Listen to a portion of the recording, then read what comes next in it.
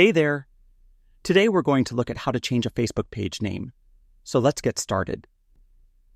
First, open the app and tap on the menu, which may appear at the top right or bottom right, depending on your device.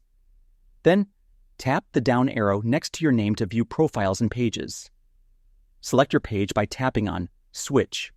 Once switched, tap the menu button again, then tap on the settings gear icon at the top.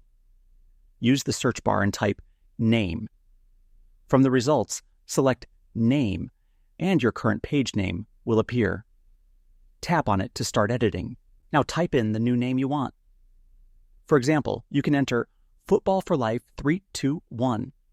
Once done, tap on Review Change. Facebook will show a reminder that the page name cannot be changed again for 7 days. If you are certain, enter your password and tap on Save Changes to confirm the update. And that wraps it up. Appreciate you watching.